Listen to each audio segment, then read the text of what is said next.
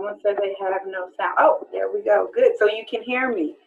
If you can hear me, I'm going to do a test. Yes. Beautiful. Okay.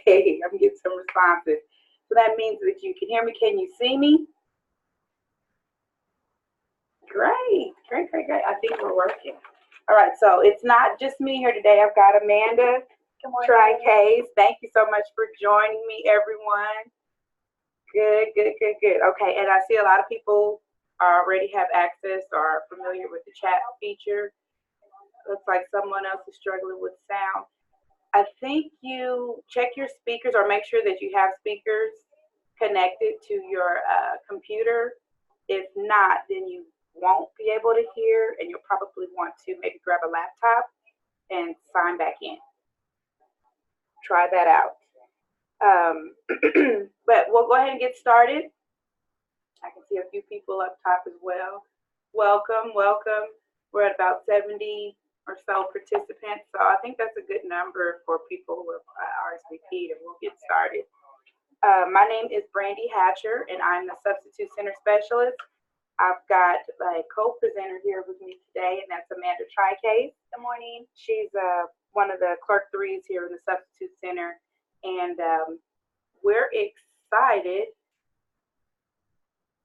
Okay, we're excited that you all are joining us here this morning to go over some of the important features or functions in absence management and steps and things that you need to follow when adding assignments. And as far as sub-incentives and things go, you'll know how we're processing those and some of the pertinent information that needs to be included when you all are doing that.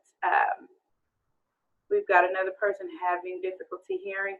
The only thing I can suggest, again, is try to switch to a computer or a laptop that may have, that has the sound built in, because if you don't have speakers, then again, you won't be able to hear, because there's no place to play the sound. But if you continue to have, for those of you who are just getting logged in, we are recording the training, so you have the you'll have the option to get a copy of the recording, the information, and the PowerPoint and everything after, or at some point next week. We'll have it available to you so you can watch it at a later time. But let's go ahead and get started. We'll dive right into things. I'm going to switch over and share my screen with you, our PowerPoint here. Give me just a second. Share.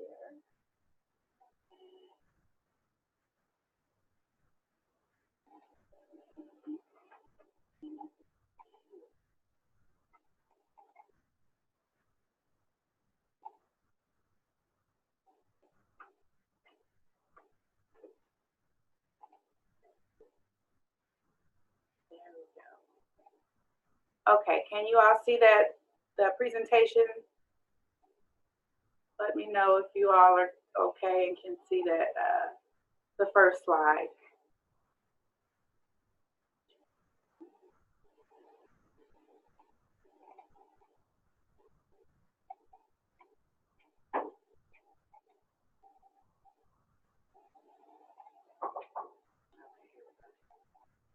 Okay, good.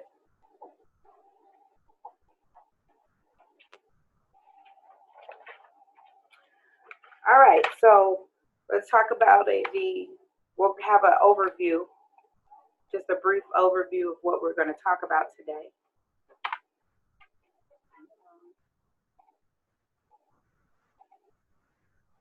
There we go. We've got about 4 sections in the presentation. And the first part, we're going to go over, starting from the basics. What is absence management for? We'll talk a little bit about campus user rights, whether or not absence management processes payroll through time and attendance. Why is absence management important? And we'll look at what employee types have an account in absence management.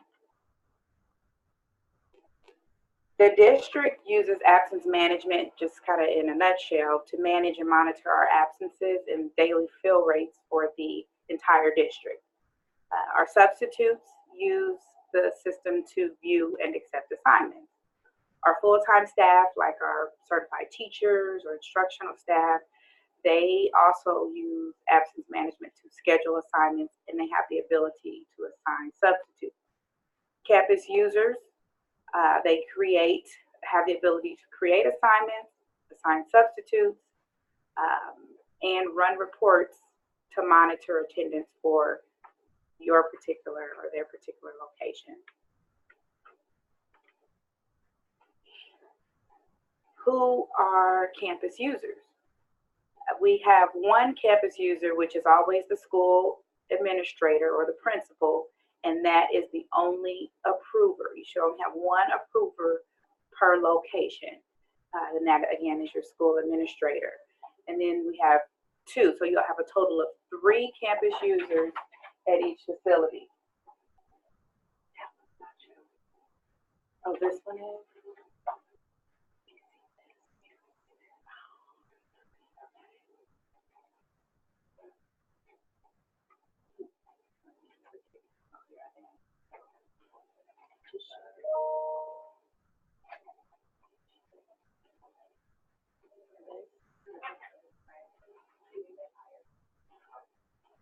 Check your email on the link. Okay.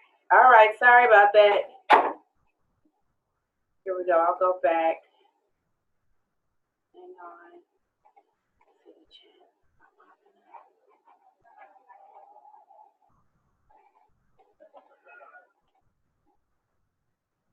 Okay, let's go backwards here.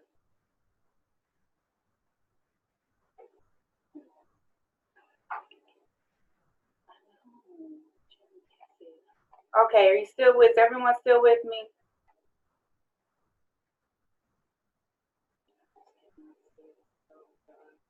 There we go. All right. Slide 1, I don't need to introduce myself again, I'm sure. Let's go past that.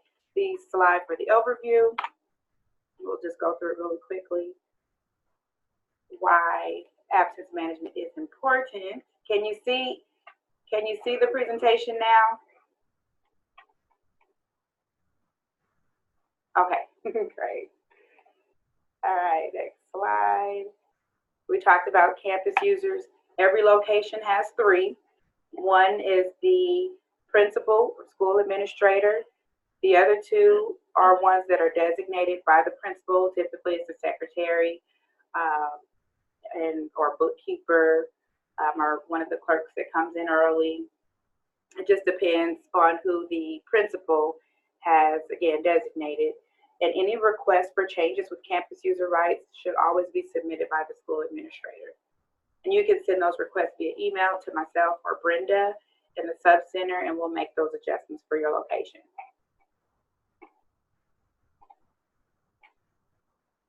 All right. Does absence management process payroll? No.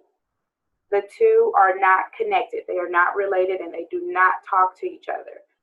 Attaching a substitute to an assignment in absence management will not get them paid through time and attendance. So you must remember, whoever submits the payroll must remember to not only add the assignment, make sure the sub is attached to the assignment in absence management, and also submit their time through time and attendance so that they are paid, because the 2 are not connected.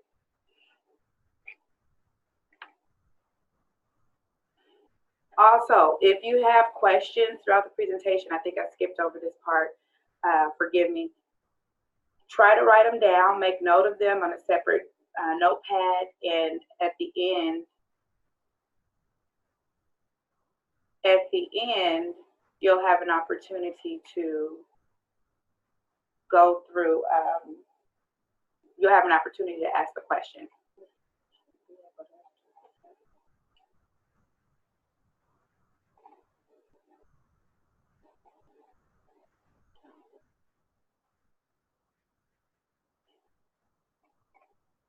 All right. So again, just save all of your questions, write them down, and we'll go over them at the end, and you'll have an opportunity to send a chat with your questions. What types of employees have access to absence management? any teacher with a class roster of students. So we're talking regular teachers, full-time teachers with a class. Any ECE or, excuse me, resource teachers or implementation coaches, school counselors, they do not have a profile in absence management. Our clerical staff would as well. We're talking secretaries, even lunchroom office assistants, clerks, school clerks, all of those categories would have a profile in absence management. In-school security monitors and our instructional staff, which includes our instructors, bilingual associate instructors, and classroom assistants.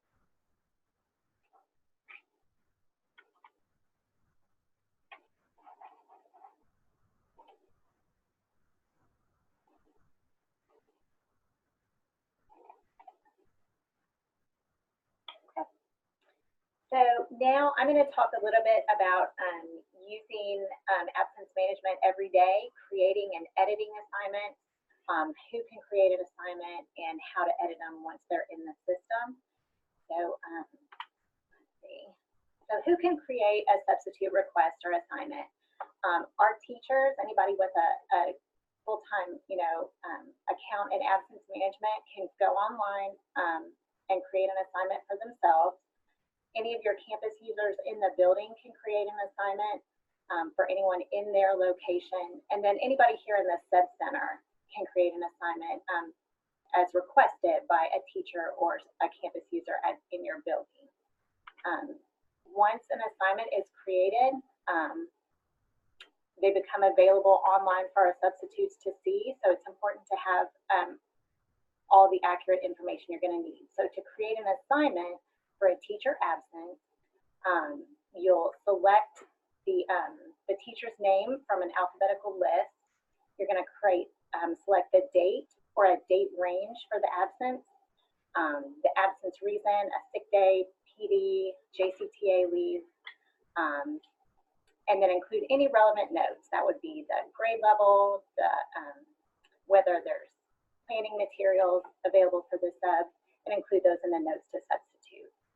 You'll see the dates that are in the assignment show up blue on your calendar.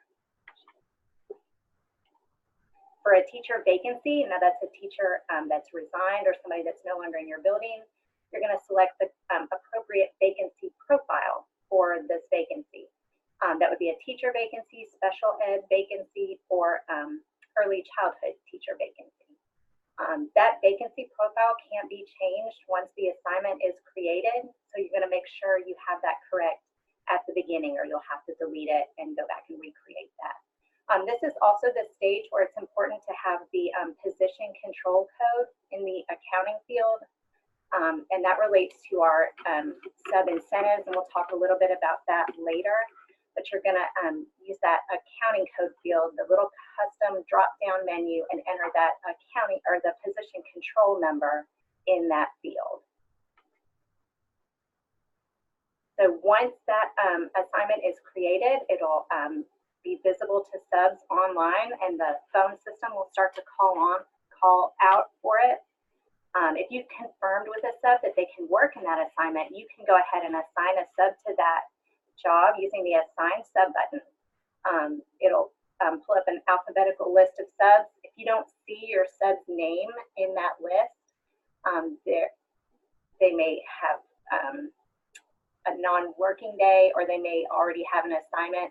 So you'll see that red X in the available sub tab where they're available.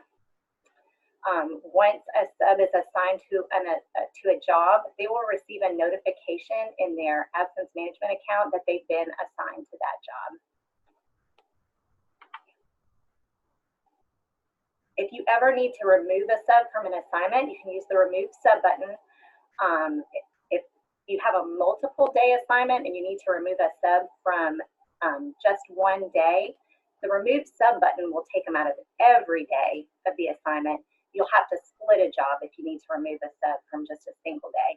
Anytime a sub is removed from an assignment, they'll receive a notification that they've been removed. The reassign sub button is helpful if you have a sub in your building, but you'd like them to take a different assignment that's unfilled. You can push the reassign sub button to move them to a different assignment. So when I talk about splitting a job, that is helpful when you have a multiple day assignment and either a sub can only take one or, can't take every day of the assignment. You have a long-term sub that has to miss a day of work, or you have a multiple day assignment that ends sooner than expected. So when you split a job, it will create a new confirmation number for these selected dates that you can then edit, remove the sub, reassign the sub, or delete the job entirely. How and when should I delete an assignment? If you have created a sub request and the teacher ends up being able to work for that day, that is a good time to delete an assignment. You no longer need that sub request. Do not delete an assignment on a previous day if the sub has already worked in that job, because again, that does relate to their pay incentives, and we'll talk about that a little more. If the sub has worked in the job, you don't want to delete it. Anytime a job has been deleted, the sub will receive a notification that they've been removed. Yes, they'll receive that notification via email. Okay, so let's talk a little bit about assignment approvals. We have different categories, of course, for different assignment types, like your sick, personal, or emergency days, vacancy, or professional development. There's quite a few in there listed, but these are some of the main or more popular ones or more common assignment types. And all of the assignments that are in absence management, assignment types require some type of acknowledgement or approval from the principal. But as far as the personal, once the sick days, personal, and or emergency days are added and a confirmation number is generated, absence management will immediately begin looking for a substitute to pick up the job. The principal will have it in their profile to acknowledge that they are aware of the absence in the building and there's a need for a sub. Professional days, however, are set up differently. When a PD assignment is added, absence management will not automatically begin looking for a substitute. There are two levels of approval that are required. The principal must approve the assignment first. The assignment is then sent to HR to review and approve the assignment. Once the assignment has been approved on both levels 1 and 2, then a sub can be located to pick up the assignment, or the school can assign a substitute to the assignment.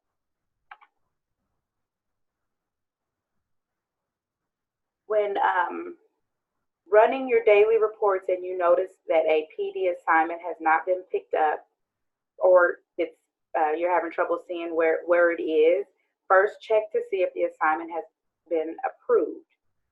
You can do that by looking in the top right-hand corner, and there's a screenshot here for you to see. In the top right-hand corner under status, and it'll show, this one in particular shows unfilled and unapproved. Well, we know it's not filled because it requires the 2 levels of approval. And if you click that tab that says approver log, you'll be able to see what level of approval is on. So it'll show you if the principal has approved it yet, or it'll show you if the principal has approved it and it's now waiting on HR to approve. If your location is certain the assignment will be approved, but the assignment has not yet been approved in absence management, I'm going to show you a workaround to avoid the job being approved at the last minute and having another substitute pick up the assignment when you've already confirmed that someone else will work that particular assignment. If the assignment is not approved, however, you just keep in mind you will need to delete the PD day, request it, and add a subteacher extra help assignment. And we'll go into that here a little bit further. Once you've verified the PD assignment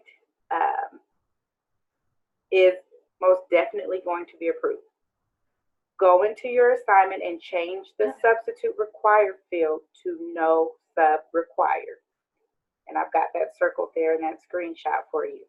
This will prevent the job from becoming visible to other substitutes once both approval levels are completed and having the job open to every qualified sub. This is a great workaround, but the most important step is to remember to go back into your assignment once the approval has been made. You have to make sure you log back into the assignment and change the field back to yes, substitute required, attach the sub that is scheduled and has agreed to work that particular assignment. We realize that approvals have been running behind and sometimes happen after the date has passed. Both of the steps that we've gone over are still necessary for purposes of reconciling your absences and incentive pay if applicable. If the substitute is not attached to the job, this can affect our reports or your daily reports that we run that are ran for substitute incentive pay. So keep that in mind. You've got to make sure you go back and attach that substitute.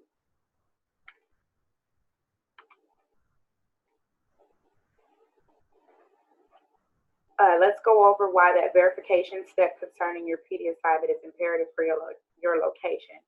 If you've made arrangements for a sub to pick up a PD assignment that is later or not approved, then your location will be responsible for paying for that sub.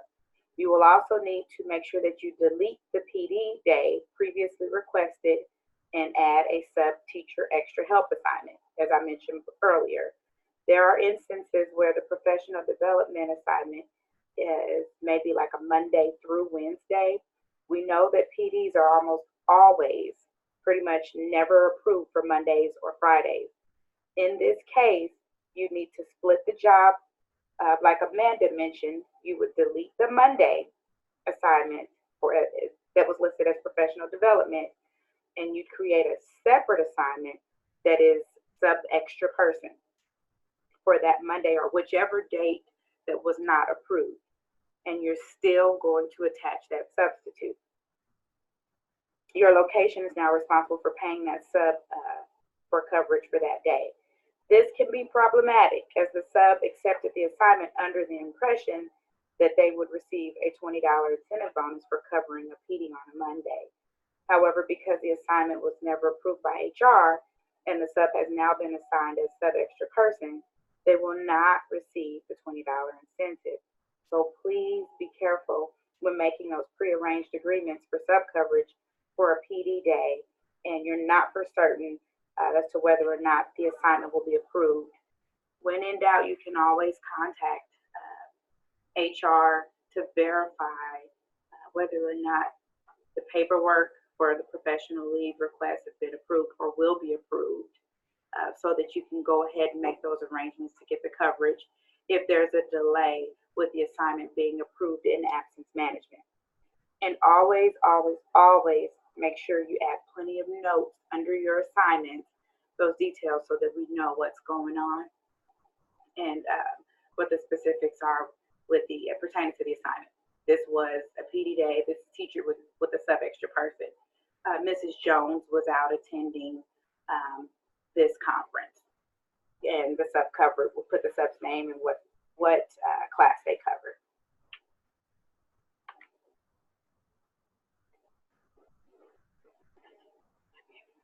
So now let's talk about how absence management affects our sub-teacher incentives, including what is an eligible assignment, how absence management affects that incentive pay, and how you can make sure assignments you create will be eligible for that incentive. So what is an incentive eligible assignment? So new for this school year, our subs can earn an extra $20 a day in incentive pay when they work for a teacher absence or vacancy on certain days and in certain classrooms. Teacher extra person assignments ECE assistants and early childhood assistants are not eligible for incentives, and multiple incentives cannot be combined. So you can't earn an early childhood plus a Monday, Friday incentive on the same assignment. So absence management is connected to our incentives, in that payroll will filter a sub's reported pay through absence management to verify that the sub is eligible for any incentive. When the system recognizes an eligible assignment, it's designed to automatically kick in that incentive unit onto their paycheck. So if a sub is incorrectly assigned in absence management, it could affect whether they receive their incentive, in which case we'll have to manually add that back in at a later date. So in this graphic, you can see where the pay goes through the assignment and absence management. Our sub worked for an absent teacher on Monday, so it's going to kick in that $20. They came back on Wednesday for an absent special education teacher and got that $20. On Friday, they worked as an extra helper during testing. They're not going to earn that Friday incentive because they weren't in for an absent teacher, so no Friday incentive for that sub. So how do I create an incentive eligible assignment? So for an eligible teacher absence, that would be on a Monday, Friday, or a special ed or an early childhood teacher. You're going to create the assignment and assign the sub as you normally would. Payroll will identify the incentive based on the date of the assignment and the teacher's position. So for a vacancy, to be able to make that incentive eligible, you'll need to make sure you use the correct vacancy profile. As you can see from this graphic, we have one for early childhood teachers, one for special ed teachers, and one for regular teachers. And this is where you're going to make sure you add the correct position control number there in the accounting code field. That's the position control number that is attached to that missing teacher. We want to make sure those are accurate, and it's and we can confirm that that position control code is vacant. So our other pay incentive for our subs is the long-term pay incentive. That's when a sub is working 20 days or more in the same classroom for the same absent teacher. For the first 20 days of our long-term assignments, they're going to continue to receive any Monday, Friday, or early childhood or special ed incentive. On the 21st day, those incentives will drop off and our subs will start to earn time and a half. So in order for them to get that incentive, we need this long-term form that you see sent into our department. You're going to send it on the first day of the assignment with the starting date filled out. You're going to send it to me again on the 20th consecutive day of the assignment so we can trigger that pay incentive. And then when the assignment ends, we're going to get that form again with the last day that the sub has worked in the assignment. It's very important to get the ending date form on time so we don't run the risk of overpaying the sub when they start working in other locations. And when do I use sub extra person? So if you need a sub assignment in the building and there's no vacancy or absence, say you need help for covering for testing or covering classrooms when you have teachers working on special projects, you're going to ask for a sub extra person. Those are not incentive eligible. But you want to make sure you don't use sub extra person for any employees that are on long-term leave, like medical or maternity leave, because those subs would be incentive eligible and the extra person will block that incentive. So you'll create a vacancy in that instance and indicate the position number with notes explaining why you're using a vacancy.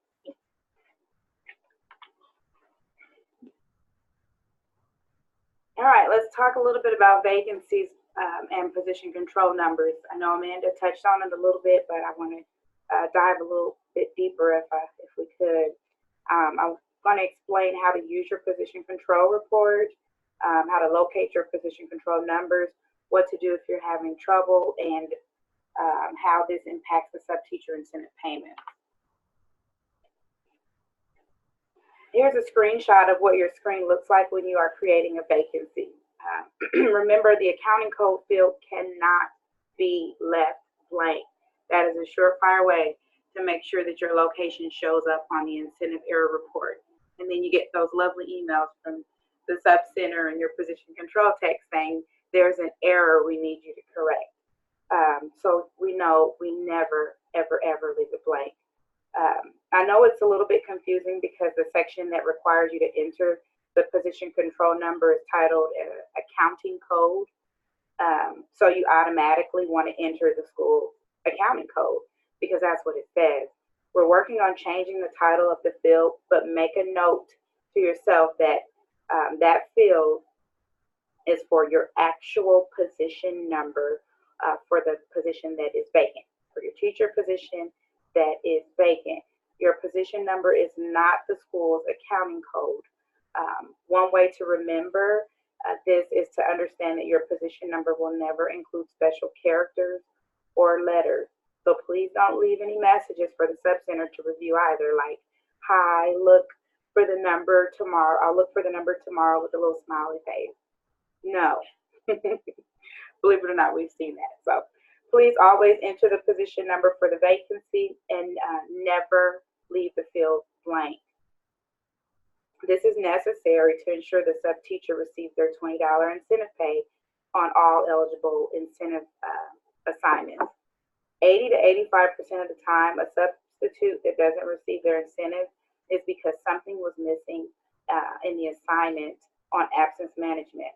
So when payroll runs their report to compare time and attendance and absence management, the job will show up on an error report, and things have to be investigated for payment to be issued manually. So please take your time with entering this information. And if you're unsure of something, just make sure that you contact us here in HR in the sub center. Here's a snapshot of what your position control report looks like. I believe all principals and secretaries have access to view this report. For privacy purposes, I blocked out some confidential information on the report, but I want to draw your attention to the titles. There's a column titled, or you'll notice the position description title right here, POSDESC, that's position description. So that's the actual job title of the employee. And you have the position number, job title here as well. And those are your two, and it'll also have this title here, which is employee or vacant. So if you have someone that is leaving or has left, but they're still showing up there, you're still going to use that number, because even though they're showing up on the position control report, they may have left yesterday. So we have to allow some time for the system to update to show that that person's actually no longer in the position or for it to be vacated. So if you know Jane Doe is no longer in the assignment and that's what your substitute is there covering that assignment, go ahead, use that position number that corresponds with Jane Doe's name and title. Otherwise, if they've been gone, the position is going to show as vacant. But those are your columns that you're looking for, and that's where you'll pull your position control number from, which is what you will enter in that accounting code field under your vacancy profile. If you have trouble accessing the report or the vacancy, finding the number that you need, again, contact your HR specialist or your position control technician for assistance. All right, let's review what we've discussed so far. We talked about why we use absence management, how to create an assignment in absence management, and all of the necessary fields that you need to be completed. Please be sure to complete those fields and explain to your teachers and other staff members the more details listed in the notes on what subject or classes and or skills and duties that are necessary for the assignment.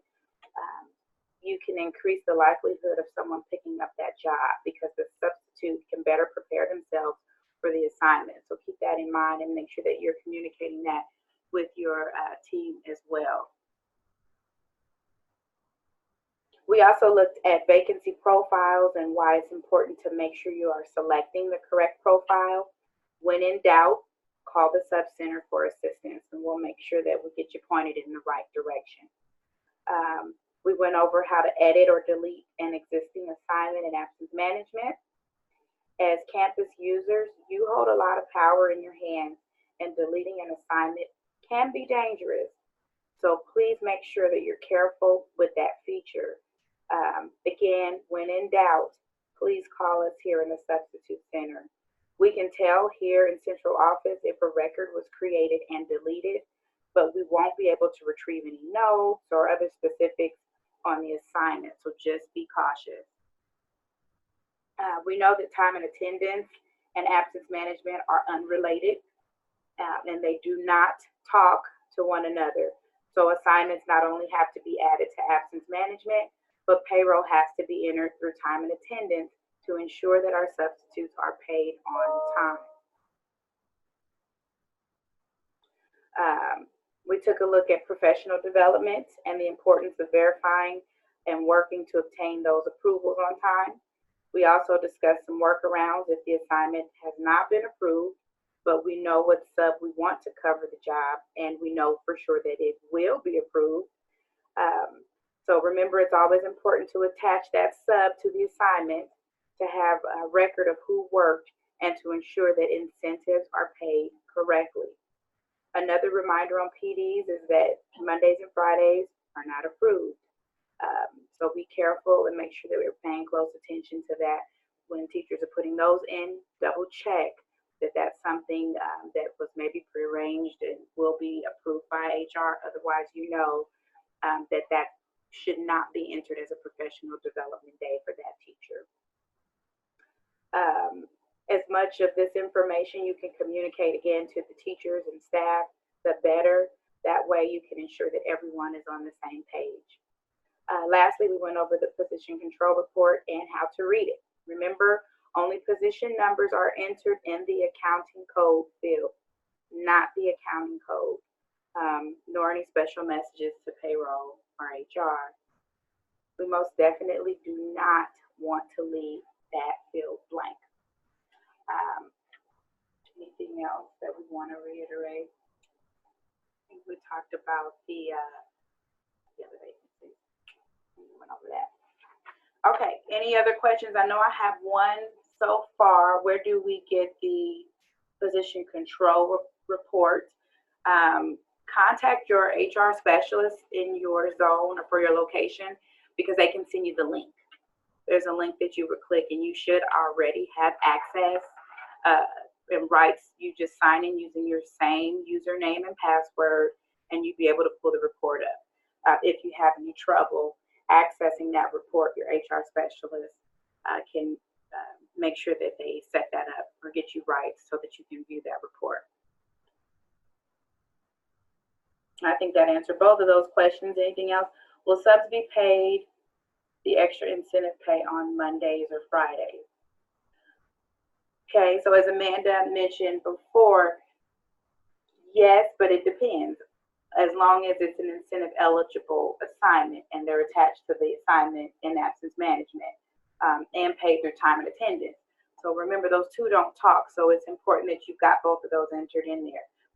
If it's an incentive eligible assignment on a Monday, it's a teacher vacancy or a teacher absence. The sub was paid through time and attendance and they're attached to the assignment in absence management. When payroll pulls that report, the two talk and it will make sure that that substitute is paid the $20 incentive for Monday or Friday. PD days are different. Why would a sub for PD not be approved? Why would a sub for PD not be approved aside from Mondays or Fridays? That's a good question. I believe Jimmy, right now, our chief of HR is the one that's reviewing those and approving those. And one of the main factors, which is why Mondays and Fridays are not approved, they're looking at what the attendance looks like. And if it's a high absenteeism day, then there's potential that it could be declined, or if we've got a lot of people attending PD that day, then that's also another possibility that could be declined or denied. What would the position control number be for a sub extra person? That's not possible. If you don't have a vacancy, then you wouldn't have a position control number. So remember, that section that we went over when we looked at the report, we talked about the employee that's leaving, or the employee has already gone, so it shows as vacant. So those are the instances that you would use or would even need a position control number. That's only on the vacancy profiles. The absences, you don't even need to worry about an accounting code field. On your vacancy profiles only, it requires a position control number.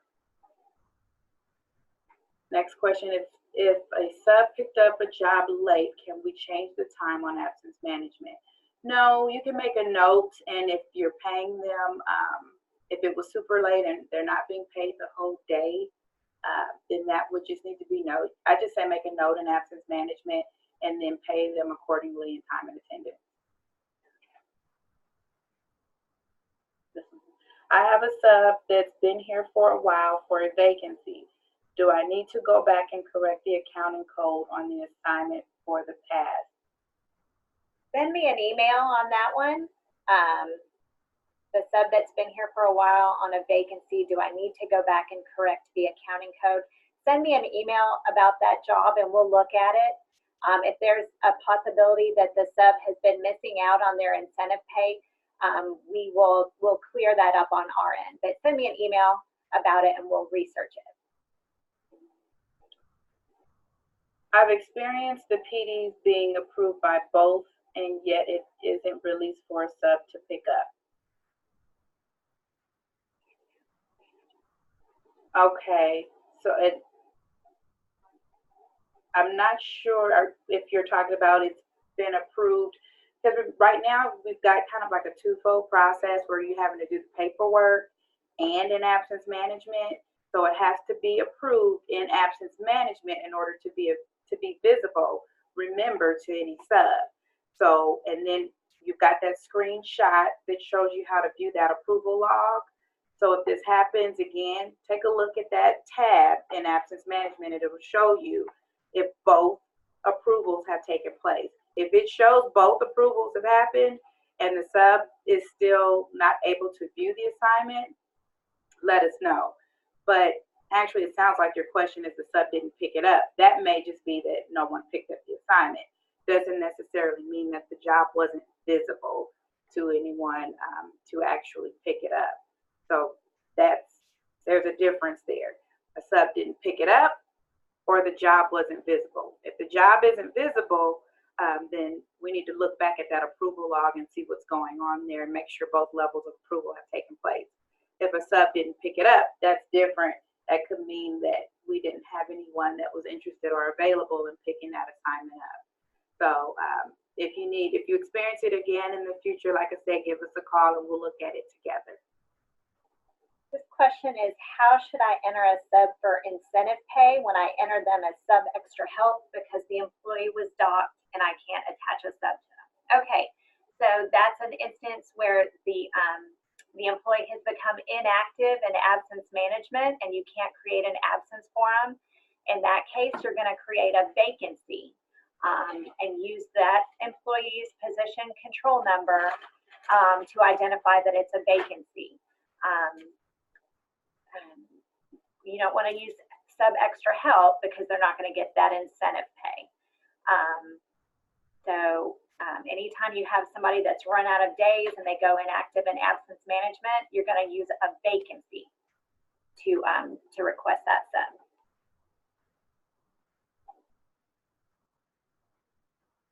Okay, we got a question. What happens when you put in a teacher as an extra person? Because here in early childhood, we have grandfathered teachers, and I have to create an extra teacher to schedule a certified teacher. Send send us an email on those because we know we have some special circumstances. We may, I think We use extra person. Because yeah, just leave it as sub extra person and make sure that it's notated, and also just notify us here in the sub center, and we'll have to go in and make sure those are paid. The incentive manually, because those are special circumstances.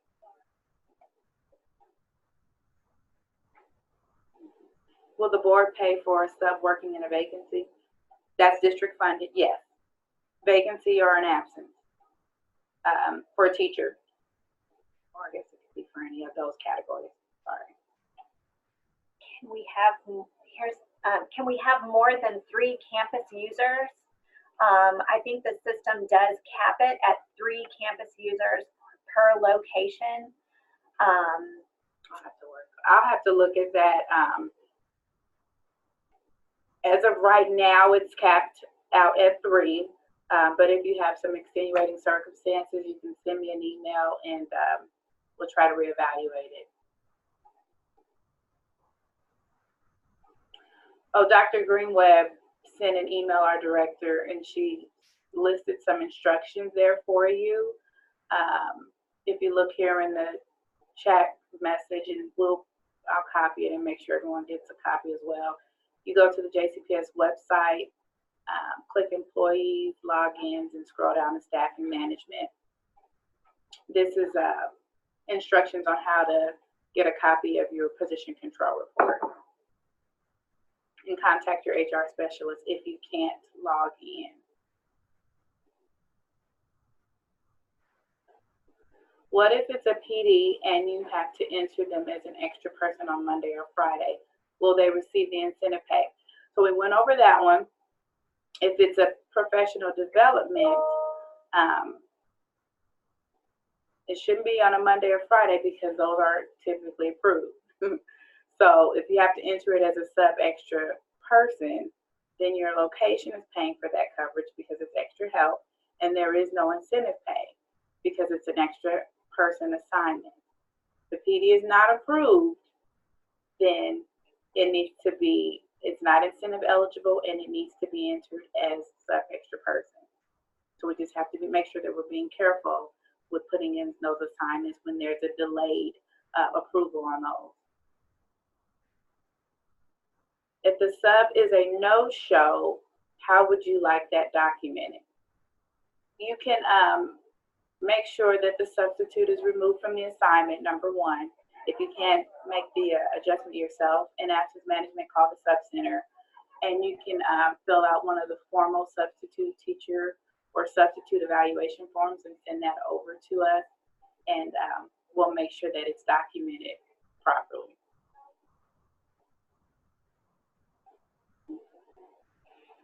How do you enter a teacher attending a 3-day workshop and they're not approved for the 3rd day, like it's a Friday? So if you want to enter that assignment as the 3 full days and then split off the last day, if it doesn't get approved for that Friday, you can do it that way, or you can enter the 2 days that are approved and then do an extra help assignment for the Friday. We have an instructional assistant who went on maternity leave. We have a sub for her who can only work 3 days a week. My first question is, do I need to fill out a long-term form for her, even if she is only part-time, and does she qualify for the incentive pay as well? It's a great question. Substitute teacher long-term incentive pay is only for substitute teachers. Our classified staff, unfortunately, we don't have any incentive pay options for any of those, and that includes your clerical staff, your instructional classroom assistants or instructors, in-school security monitors. None of those are eligible for long-term incentive pay. So there is no long-term form, and no, they're not eligible for incentive pay. If that person can only work 3 days a week, then I'd say kind of tailor as far as absence management is concerned, go in and add them to those assignments and make separate ones for the other days that that particular person can't work. And that way it's open for someone else to pick up. But instructional staff, they are not eligible for substitute teacher incentive pay. Can you send out the questions and slideshow to all of us? Yes, that will be available, remember, sometime next week. So we'll have the questions as well as all of the slides and notes for you to use, or for anyone who missed it. And I believe it's recorded as well.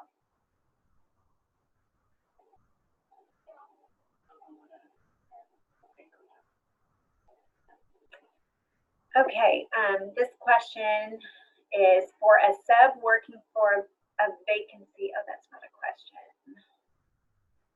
Oh, that's John. Oh, hi, John. Sorry. So John Colopy, I'm so glad you joined us. He's given us the explanation here.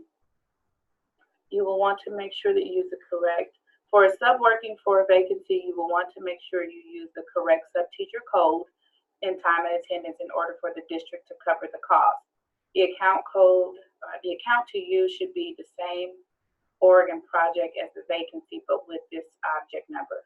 So we've got a message here from our director in from budget, and we've got some instructions here included on how to make sure that you're including the correct code for it to be paid, district covered, and that'll be included for everyone to see as well. Thank you, John.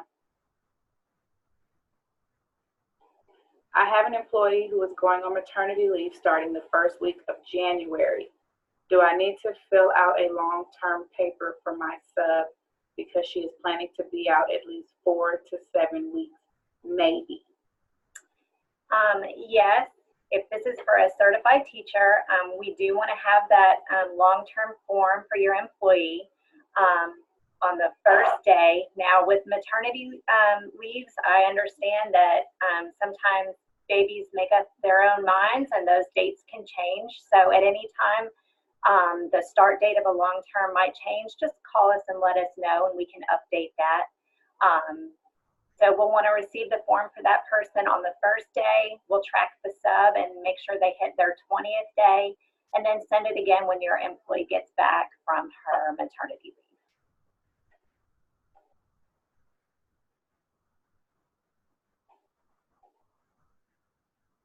All right, we got time for a couple more questions. Any other questions?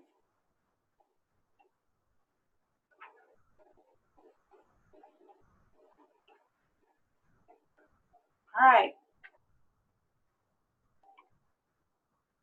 No other questions. I think that is all. Thank you so much again for joining us. If you think of anything, yes, I will send the information that John shared. If you think of anything else, you can always send us an email. Amanda Tricase, Brandy Hatcher. Of course, we're always available. Send an email or give us a call, and we'll direct you, or call the sub-center 3110 if we aren't available.